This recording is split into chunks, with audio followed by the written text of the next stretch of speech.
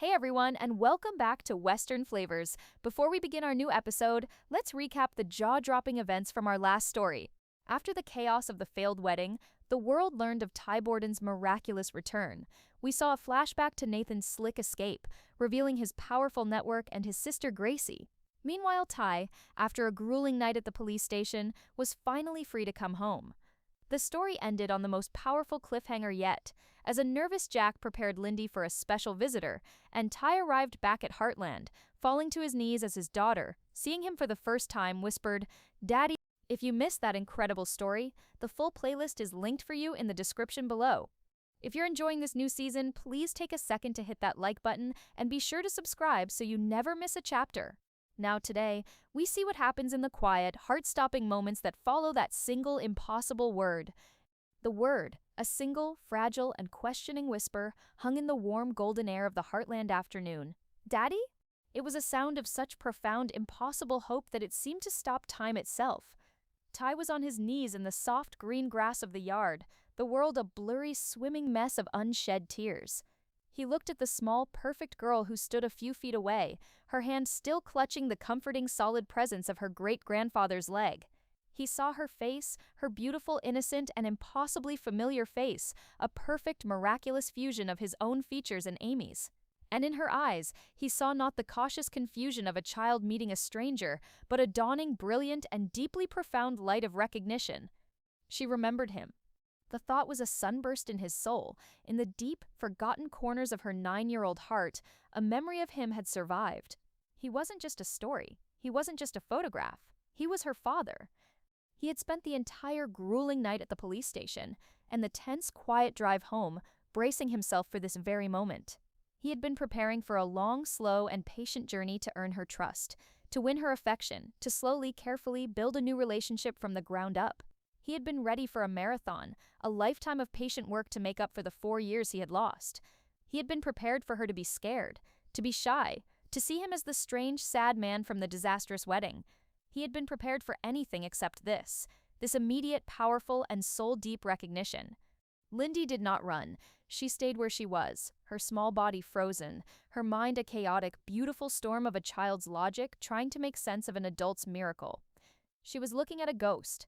But the ghost was not a scary, frightening thing. He was the ghost from her mother's stories, the ghost from the faded photographs, the ghost from her own deepest and most secret dreams. He was the man who was supposed to be in heaven, and he was kneeling in her front yard, crying. She saw his face, clean-shaven now, the rugged, anonymous mask of the man named Benjamin, completely gone. She was looking at the face from her very first memories, the hazy, dreamlike, and deeply comforting memories of a time before the quiet sadness had settled into her home. She remembered this face, leaning over her crib, his voice a low, gentle rumble. She remembered these hands, so strong and so gentle, lifting her up onto the back of a pony. She remembered this man, her father, a figure of warmth and laughter, and an unconditional, absolute love. The man from the photograph in her memory box was alive. The entire family, Amy, Jack, Lou, Lisa, and the others, stood on the porch, a silent, breathless audience to this sacred, private moment. They held their collective breath, understanding that this was the most delicate and most important reunion of all. They knew that Lyndy, and only Lyndy, could be the one to close the final, impossible distance between the past and the present. Amy stood with her hand pressed to her mouth, her own heart a chaotic symphony of hope and terror. She wanted to run to them, to scoop her daughter up, to throw her arms around her husband, but she held herself back, her knuckles white. This was not her moment, this was theirs. And she knew that one wrong move, one word from her, could shatter the fragile, magical spell that was being woven in the middle of the yard. The silence stretched, a timeless, sacred moment, and then the spell broke. The 4 long years of her own quiet, childish grief, of a world that had a permanent, father-shaped hole in it, of trying to be a brave, big girl for her sad, lonely mother, it all came rushing to the surface. The wall of her own carefully constructed 9-year-old composure didn't just crack, it disintegrated. A gut-wrenching, heartbroken, and beautiful cry tore itself from her small body, a sound of pure, overwhelming, and cathartic release. And then she ran. She ran across the grass, her small legs pumping, her arms outstretched, a small blonde missile of pure, unadulterated love aimed directly at the center of her father's broken heart. Tai, who had been frozen in a state of hopeful, terrified disbelief, was caught completely off guard by her sudden, powerful, and absolute reaction. He opened his arms an instant before she crashed into him, and the force of her small, loving body was the most powerful, most real, and most beautiful thing he had ever felt. She jumped into his arms, her own arms wrapping around his neck in a fierce, clinging embrace, her small face buried in the crook of his shoulder. He fell back onto the grass, the two of them a messy, beautiful, and tearful heap of a father and a daughter, reunited against all the laws of God and man. He held her, his own mind reeling with a joy so profound, so absolute, so all-consuming, that it was a physical pain. He could feel her small body shaking with the force of her sobs. He could feel her warm, wet tears soaking the collar of his shirt. He breathed her in, the sweet, innocent, and impossibly familiar scent of his own child. This was real. This was happening. He had his daughter back. Tai lay on his back in the soft green grass of the Heartland yard, the warm afternoon sun on his face, his daughter a solid, living, breathing, and sobbing weight on his chest. He was completely and utterly lost in the beautiful, miraculous, and overwhelming reality of the moment. He was so consumed by the feeling of his daughter's small arms wrapped around his neck, by the sound of her tearful, joyful cries, that he was only vaguely aware of the world around him. He was in a universe that consisted of only two people, a father who had come back from the dead, and the daughter who was the undeniable, living proof of his life. But while Tai and Lyndy were locked in their own private, sacred world, another, equally powerful and long overdue emotional dam was breaking just a few feet away. Amy had stood on the porch, a silent, frozen witness to the reunion. She had watched as her daughter, her brave, quiet, and resilient little girl, had finally, completely, and utterly recognized her own father. She had seen the flicker of a long-forgotten memory in Lyndy's eyes, had seen the dawning, miraculous light of recognition, and she had watched as her daughter had run, with a pure, uninhibited, and beautiful joy, into the arms of the man she loved. The sight was the most beautiful, most perfect, and most profoundly healing thing she had ever witnessed. It was the culmination of every secret, desperate prayer she had whispered into her pillow in the dead of night for 4 long, lonely years. It was a miracle, a perfect, beautiful, and impossible miracle. And it was the thing that finally, completely, and utterly broke her. For 4 years, she had been a rock. She had been the strong one. She had been the pillar that had held her entire grieving family together. She had been a mother, a daughter, a granddaughter, a sister, a business owner, a horse healer. She had been 100 different things to 100 different people, and she had done it all while carrying the silent, crushing weight of her own profound, soul-shattering grief. She had packed her own heartbreak away in a small, locked box in the corner of her soul, and had refused to look at it, to acknowledge it, for the sake of everyone else. She had kept it together. She had been strong. But not today.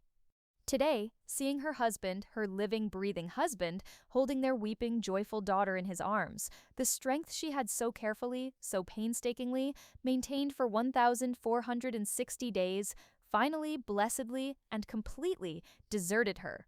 A sound, a low, guttural, and animalistic sound, was ripped from her own chest.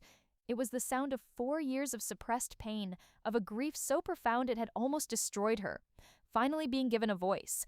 Her legs gave out from under her, and she collapsed to her knees on the wooden planks of the porch. The tidal wave she had been holding back for so long had finally, catastrophically, and beautifully broken. Jack, who had been standing beside her, a silent, proud, and tearful witness to his own family's resurrection, was there in an instant. He knelt beside her, his large, strong, and infinitely comforting arms wrapping around her shaking shoulders, his own face a mask of a deep, sorrowful, and empathetic love. He didn't say anything. He didn't offer empty platitudes. He just held her. He became her anchor in the violent, chaotic, and cathartic storm of her own emotional release, a silent, steady presence that allowed her to finally, for the first time in 4 long years, fall completely and utterly apart. At the same time, out in the yard, a quieter but no less profound emotional dam was breaking. Tai, holding his daughter, his heart so full of a joy so pure it was a physical pain, finally let his own tears fall. They were not the wild, desperate tears of a man in torment. They were the quiet, steady, and grateful tears of a man who had been given back a gift he had never, ever thought he would see again. He was no longer a ghost. He was no longer a man with a hole in his soul. He was a father, and he was holding his daughter. The two separate, parallel, and deeply emotional events, Amy's loud, chaotic, and necessary breakdown, and Ty's quiet, profound, and deeply healing release, were two sides of the same beautiful and miraculous coin. It was the sound of a family, a broken, scattered, and deeply wounded family, finally, truly, and completely beginning to heal. The initial chaotic storm of their collective emotional release slowly began to subside, leaving a quiet, fragile, and profoundly beautiful peace in its wake. Ty was still sitting on the soft green grass of the Heartland yard, and his daughter was still held securely in his arms, her small body a perfect, solid, and living anchor in his own tumultuous sea of emotion. The force of her sobs had quieted now, replaced by the small, hitching breaths of a child who has cried herself out. She was not crying anymore, she was just holding on. She clung to him with a strength that was born of a deep, primal, and 4-year-long fear. The fear of a child who had lost her father once and was terrified that if she let him go, he might just disappear all over again. She had her face buried in the crook of his neck, her small hands clutching a fistful of his shirt. Ty, in turn, held her with a gentle, reverent, and unwavering strength. He was a man who had been given a second chance at the most precious gift in the universe, and he was holding it as if it were the most fragile, beautiful, and valuable thing he had ever known. This was their first, true, and sacred moment. A father and a daughter, in a quiet, private bubble, rediscovering each other. Amy, who had been helped to her feet by a still tearful, but now smiling Jack, watched them from the porch, her own heart so full it felt like it might break all over again, but this time, in the best possible way. She knew this moment was not for her. It was for them, and she gave them the space to have it. Lyndy finally, slowly lifted her head from her father's shoulder. Her small face was a mess of tear tracks and dirt, her eyes red-rimmed and puffy. But behind the tears, there was a look of such profound, quiet, and beautiful certainty. She looked at him, her gaze direct, her small hand coming up to touch his face, her fingers tracing the now clean-shaven line of his jaw, as if to confirm that he was real. "Daddy," she said the word again, but it was not a question this time. It was a statement, a fact. A name that had finally, truly, and completely found its home again. "I'm here, Bug. I'm right here." His own voice was a low, rough, and deeply emotional rasp. "I missed you." The words were a simple, childish, and utterly devastating confession. "I missed you so much." A fresh wave of tears welled in Ty's own eyes, and he had to fight to keep his own voice steady. He didn't know what to say.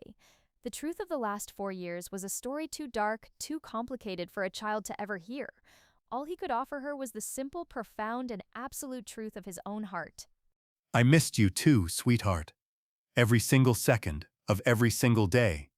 Even when I didn't know your name, I missed you. You were the best part of a dream I couldn't remember." He pulled her a little closer, his own voice a choked, heartfelt whisper. "I am so sorry I wasn't here. I never ever wanted to leave you. You have to believe that. I fought every single day. I was fighting to get back home to you and to your mom. I got lost, and it took me a long time to find my way back." The apology was not just for her. It was for himself. It was a verbalization of the profound and deeply unfair guilt he had been carrying. The guilt of a man who had been a victim, but still felt like he was the one who had failed his family. "Are you going to stay now?" Her voice was a small, fragile, and hopeful plea. "Are you home for good?" "Yes." He said, the word a solemn, unbreakable vow. He looked deep into his daughter's eyes, into the eyes that were a perfect, beautiful mirror of his own. "I am never, ever leaving you again. I promise." He sealed the promise with a gentle kiss on her forehead. And in that one, single, beautiful, and perfect moment, 4 long, lonely, and impossible years of separation, of grief, of a fatherless childhood and a childless father, were all finally, blessedly, and completely erased. They were just a dad and his daughter, 2 halves of the same heart, finally, truly, and completely reunited in the warm, golden light of a perfect, miraculous, and unforgettable afternoon. The emotional storm, so violent and so long overdue, finally began to subside, leaving a quiet, surreal, and deeply peaceful exhaustion in its wake. The sun, which had been a brilliant, high-afternoon witness to the chaotic reunion, began its slow, golden descent, its light softening, painting the rolling Alberta foothills in long, dramatic shadows. The world was quieting down. Tim, who had discreetly and efficiently managed the departure of the wedding guests, had given his daughter one last long and loving hug before heading back to his own ranch, understanding with a profound paternal wisdom that the family needed to be alone. The caterers were gone, the string quartet had packed up their instruments, and the beautiful, flower-adorned clearing was once again a simple, quiet, and sacred space. The family, a small, weary, and emotionally battered but beautifully resilient unit, had made their way back to the main house. Ty had not let go of his daughter, and she had not let go of him. He had eventually, slowly, gotten to his feet, and then lifted her, his small, precious, and miraculously real daughter, into his arms. And for the first time in 4 long years, the three of them, a husband, a wife, and a daughter, a family that had been shattered by tragedy and had just been miraculously, impossibly, and completely resurrected, had walked back to their home together. The story shifts to later that evening. The beautiful celebratory decorations from the wedding that never was had been quietly and somberly taken down by a supportive and silent Lou and Lisa. The house was profoundly, deeply silent, but it was not a peaceful quiet. It was the quiet of a family in a state of collective, massive shock, each member lost in their own private internal world of disbelief, of a joy so profound it was almost indistinguishable from pain. Lyndy, who had refused to leave her father's side for a single second, who had sat tucked under his arm for a simple, quiet dinner of sandwiches, had finally blessedly succumbed to the sheer emotional exhaustion of the day. And the image that met Amy as she walked into the living room from the kitchen was one that would be seared into her heart for the rest of her life. Ty was fast asleep on the large, comfortable sofa in front of the stone fireplace. He was on his back, his head tilted to the side, his face in sleep, finally completely and utterly at peace. The haunted, tormented man was gone, replaced by the simple, profound reality of a husband and a father, home at last, and curled up beside him, her small head resting on his chest, her little hand clutching a fistful of his shirt, was Lyndy, her own face a mask of pure, angelic, and deeply contented sleep. She was a child who had, for the first time in 4 long years, fallen asleep in the safe, warm, and loving embrace of her own daddy. Amy stood in the doorway, a silent, reverent witness to the beautiful, perfect, and deeply healing scene. She didn't move, she didn't make a sound. She just watched them, and a feeling of such profound, quiet, and overwhelming peace settled over her own soul. The last 4 years, the years of her own profound, crushing loneliness, of her own desperate, single-minded struggle to just survive, they all just dissolved. They were a part of her story, a testament to her own strength, but they were no longer the whole story. The book of her life, which she had thought had come to a tragic, final, and heartbreaking end, had just had a new and completely unexpected chapter added to it. She slowly, quietly walked over to the armchair by the fire, the same one she had sat in just the day before, her heart a tangled mess of confusion, and she sat down, pulling a thick plaid blanket over her own legs. She was a quiet, watchful guardian, a wife and a mother, a woman whose entire world, which had been so brutally and so completely torn apart, had just, in the space of a single, miraculous day, been put back together again. She was still sitting there, 2 hours later, her own eyes heavy with a deep, peaceful exhaustion, when Ty began to stir. He woke slowly, his mind a blurry, disoriented fog, the deep, dreamless sleep having been a powerful, healing balm. He opened his eyes, and the first thing he saw was the peaceful, sleeping face of his own daughter, curled up on his chest. A look of pure, unadulterated, and disbelieving joy washed over his face, as the reality of the day, of his own impossible, beautiful homecoming, came rushing back to him. It wasn't a dream, it was real. He looked up then and saw Amy, a soft, loving smile on her face, the firelight dancing in her eyes. Hey, you're awake. Hey! His own voice was a quiet, sleepy rasp. He looked back down at Lyndy, his hand gently stroking her soft blonde hair, a gesture of such profound paternal love, it made Amy's own heart ache. I was just making sure it was all real. It's real, Ty. You're home. The simple, powerful words were a final, definitive, and beautiful confirmation. He looked at his wife, at the woman he had loved his entire life, and then at his daughter, the living, breathing proof of that love, and he knew, with a certainty that settled in the very marrow of his bones, that the long, dark, and terrible journey was finally, truly, and completely over. The quiet, domestic peace of the living room was a gentle, healing balm on the raw, open wounds of the day. The emotional storm had passed, leaving in its wake a profound and deeply surreal sense of calm. They had a simple, quiet dinner. The family gathered around the kitchen table, their conversation a soft, gentle murmur. No one spoke of the wedding. No one spoke of Nathan. They just were. A family, piecing itself back together, one small, ordinary moment at a time. Later, as the night grew deeper and the house fell into a comfortable, sleepy silence, it was Ty who finally, gently, stirred the sleeping child on his chest. Come on, Bug. I think it's time for bed. Lyndy, her own small body, a heavy, warm weight of pure, contented exhaustion, just mumbled a sleepy protest, her arms tightening around his neck. Don't want to. Want to stay with you. You can see him in the morning, sweetie. He's not going anywhere. Amy's voice was a soft, reassuring promise, a truth that was as much for herself as it was for her daughter. Ty stood up. His daughter held securely in his arms a precious, long-lost treasure.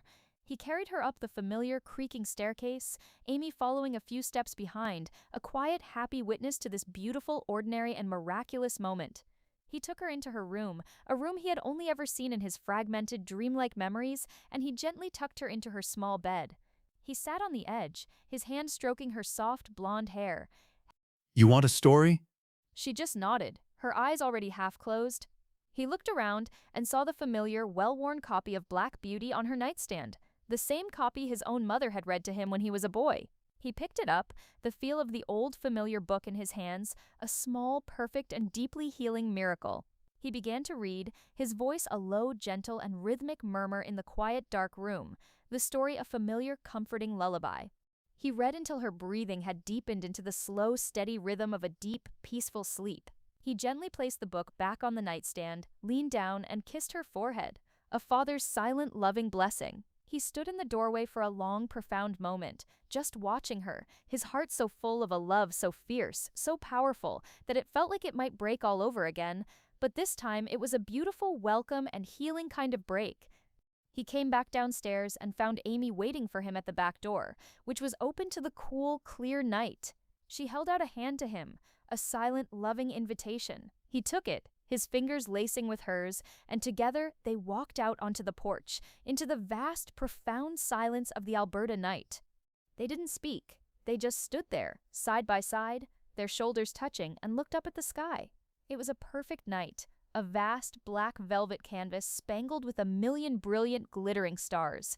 The air was cool and crisp, and it smelled of pine and damp earth, and the sweet, clean scent of a world that had been washed clean.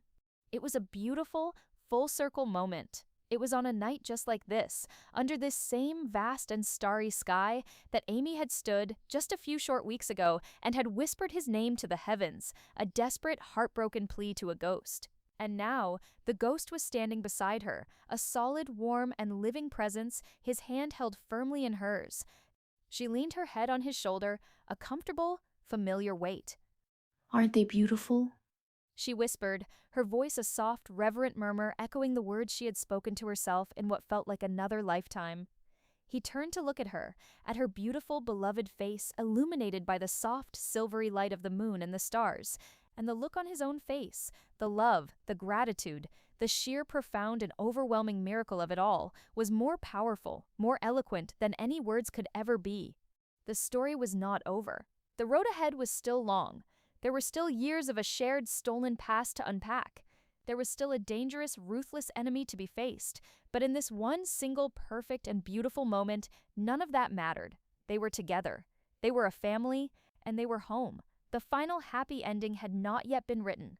But the new beginning, a beginning forged in the fires of loss and grief, and a love that was strong enough to survive death itself, had finally, truly, and completely begun.